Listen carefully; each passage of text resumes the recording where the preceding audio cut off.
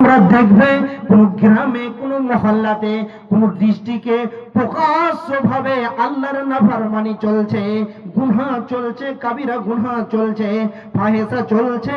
যদি এই রকমটা হয়ে যায় তখন আল্লাহর ক্রোধ বেড়ে যায়, আল্লাহ রাগান্বিত হয়ে যায়। আর শুনেলেন, শুধু তাই নয়, আল্লাহ বলছেন যখনই এরকম গুনাহ শুরু হয়ে যাবে তখনই আল্লাহ জালেমকে বসিয়ে মুসলিমকে হয়রান করবে। শান্তি বলে জিনিস পৃথিবীর বুকে থাকবে না, থাকবে না। তাহলে আজকে যদি আমাদের ঈমান থাকে তাহলে আমাদের উপরে কোনো অশান্তি আসবে না। আর যদি আমরা সে রবকে ভুলে যাই, আমল না করি, বেপরোয়া হয়ে চলি, তাহলে তো আমাদের উপরে এরকম আসবে। তারপরে আল্লাহ তাবারক ওয়া তাআলা কি বলছেন? জাহারাল ফাসাদু ফিল বাররি ওয়াল বাহরি বিমা কাসাবাত আইদিন নাস লিইউযিকাহুম বা'যাল্লাযী আমিলু লাআল্লাহুম ইয়ারজিউন। আল্লাহ তাবারক ওয়া তাআলা তিনি কি বলছেন? তোমাদের উপরে যে নির্যাতন চলবে রে, তবে তোমরা কোন জাতিকে দোষ দিতে যেও না। জাহারাল ফাসাদু ফিল বাররি ওয়াল বাহরি বিমা কাসাবাত আইদিন নাস। তুমি দুই হাতে যেমন আমল করবে তেমনটাই তোমাদের উপরে বর্ষণ হবে। অতএব শুনেলেন, যেমন যেমন কাজ কর্ম আমাদের হবে সেরকম সেরকম আমাদের উপরে অত্যাচার অশান্তি শুরু হয়ে যাবে। এই অত্যাচারটা হচ্ছে কেন? লিইউযিকাহুম বা'যাল্লাযী আমিলু। আল্লাহ তাবারক ওয়া তাআলা বলছেন, এই রকম বিপদ যদি তোদের উপরে না আসে রে, তোরা তখন আমাকে বলে ভুলে যাবি। অতএব এরকম বিপদ তোদের উপরে আসবে, তবে তোরা লাআল্লাহুম ইয়ারজিউন, তবেই তোমরা রবের দিকে ফিরে যাবে। অতএব আল্লাহ যদি কিছু কিছু বিপদ আপদ না দেয় তবে মানুষ কিন্তু আল্লাহকে বলে ভুলে যায়। আর যখনই মানুষের উপরে নিষ্পেষণ, নির্যাতন, জুলুম, অত্যাচার আসবে, যখন কোনো দুঃখ আসবে, মুসিবত আসবে, তখনই মানুষ আল্লাহকে জড়িয়ে ধরতে যাইবে আর আল্লাহকে ডাকবে, আল্লাহর আমলে নিয়োজিত হয়ে যাবে। আর তার আগে কিন্তু কোনো দিন হবে না। এর জন্য আমার আল্লাহ বলছেন, লিইউযিকাহুম বা'যাল্লাযী আমিলু লাআল্লাহুম ইয়ারজিউন, যাতে তোরা তোদের রবের দিকে ফিরে যাস। তাহলে আমরা কেমন ঈমান এনেছি? হযরতে খাব্বাব রাদিয়াল্লাহু তাআলা আনহু, তিনি একজন বিখ্যাত সাহাবী রাসূলের। সেই সাহাবীকে মুশরিকরা, বেঈমানরা এইভাবে শুলির চেয়ারে বসে বেঁধে রেখেছেন। আর এই অবস্থায় হ্যান্ডেল মারবে তো সেই শুলির ভোঁর সারা বডিকে পার করে ছিঁড়ে মাথা দিয়ে বেরিয়ে যাবে। এই অবস্থায় তারা ঈমানের উপরে কত 100% ছিলেন সবিক হিসাবে সেই সাহাবীকে বলছেন, তো এখনো রিহাই পেয়ে যাবি, তুই বেঁচে যাবি, আমাদের হাত থেকে বেঁচে যাবি। তুই বল যে নবী মুহাম্মদ লোকটা ভালো নয়। বন্ধু, ওই অবস্থাতে হযরতে খাব্বাব রাদিয়াল্লাহু তাআলা আনহু তিনি কি বলছেন? ওরে বেঈমানেরা রে, শুনলে আমার নবীর ব্যাপারে এত ছোট করে কথা বলবি? আমাকে একবার ছেড়ে দে, তোর জিভটাকে টেনে বের করে নিব। এইরকম অন্তিম সজ্জায় পৃথিবী ত্যাগ করবে। ওই মুহূর্তে কোন পৃথিবীর মাস্তানকে ভয় পায়নি। অতএব তাদের কাছে মওতটা ছিল হুব্বুল মওত, কারাহিয়াতি দুনিয়া, তারা মওতটাকে ভালোবেসে নিয়েছিলেন, তার কারণ তারা আপার লেভেলের ইমানদার ছিলেন।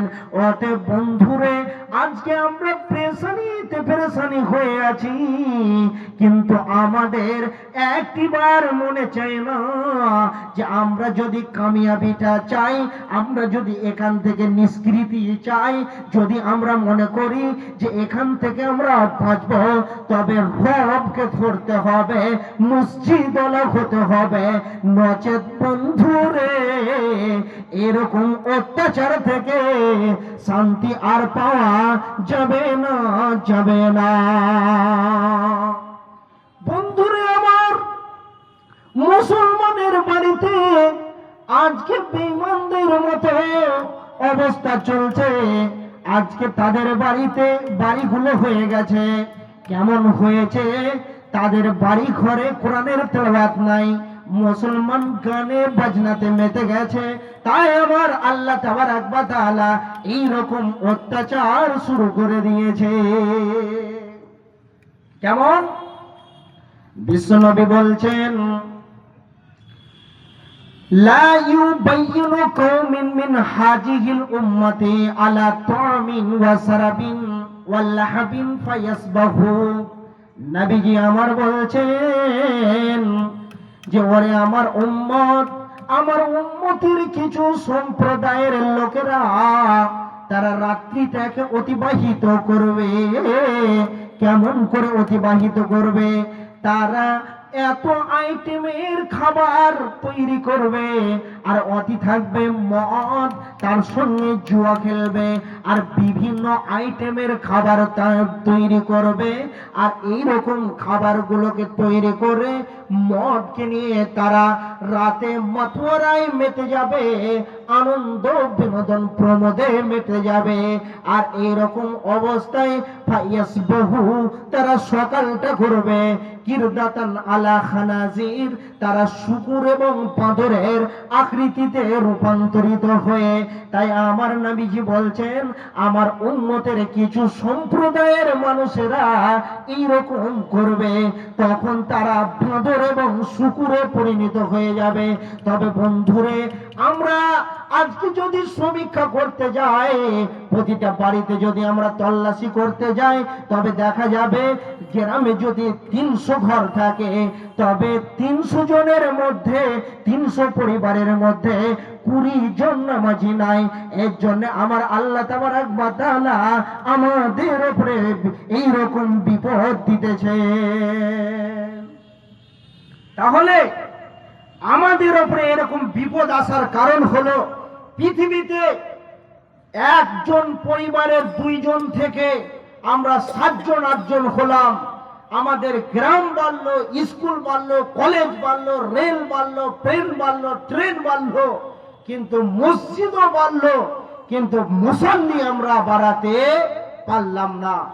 আজকে যদি আমি কাউকে ডাকি, ওই শোনো শোনো শোনো, তো ও শুনতে পাচ্ছে, তারপরেও সে ব্যক্তি আমার কথার দিকে কোনো অ্যাটেনশন দিল না, সে নিজ ইচ্ছায় চলে গেল, তা আমার মনটা কেমন করবে বলেন?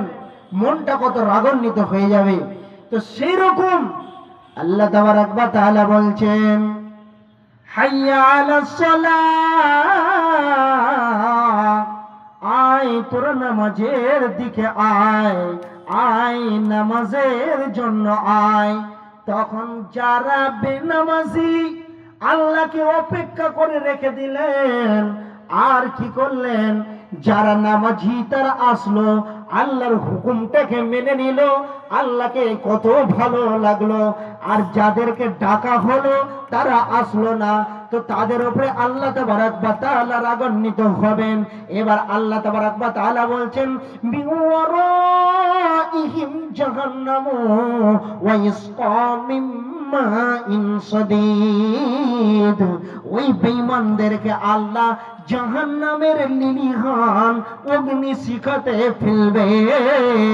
শুধু ফেলবে না, ওই বেঈমানদেরকে আমার আল্লাহ তাবারক ওয়া তাআলা কি করবেন?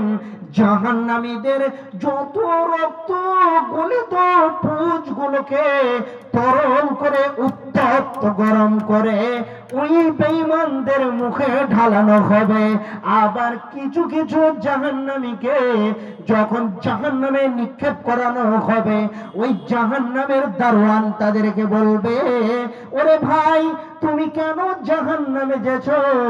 তোমার কাছে কি তারা নামাজের ব্যাপারে, দিনের ব্যাপারে, এইরকম কঠিন জায়গার ব্যাপারে তোমাদেরকে কি সচেতন করেনি রে? তখন তারা বলবে, ক্বালু নামলাকুম মিনাল মুসাল্লিন, আমরা পৃথিবীর বুকে মুসাল্লি ছিলাম না, বিধায় আজকে আমরা জাহান্নামের দিকে যাচ্ছি। বন্ধুরা আমার, কঠিন কিয়ামতের দিন এত ভয়ানক দৃশ্য হবে। আল্লাহ তাবারক ওয়া তাআলা বলছেন, আল্লাহ তাবারক ওয়া তাআলা বলবেন, ইউতা বিজাহান্নামা ইয়াউমাইজিল লাহা সাবিনা আলাফিন মা কুল্লি জিমামিন সাবিনা আলাফিন মালাকিন। জাহান্নামের মুখে 70,000 লাগাম লাগানো থাকবে। আর আল্লাহ তাবারক ওয়া তাআলা ফেরেশতাদেরকে হুকুম দিবে, তোমরা আমার জাহান্নামখানাকে টেনে নিয়ে এসো। আল্লাহ তাবারক ওয়া তাআলা যখন হুকুম দিবেন, ফেরেশতারা ওই জাহান্নামকে টেনে নিয়ে আসবে। ওই জাহান্নাম কেমন করবে বন্ধু আমার? আল্লাহ তাবারক ওয়া তাআলা বলছেন, তাকাতুতু মাইয়াজু মিনাল গায়ব কুল্লামা উলকিয়া ফীহা ফাওজুন সাআলাহুম খাজনাতুহা আলাম ইয়াতিকুম নাজির। বন্ধু আমার, তাকাতুতু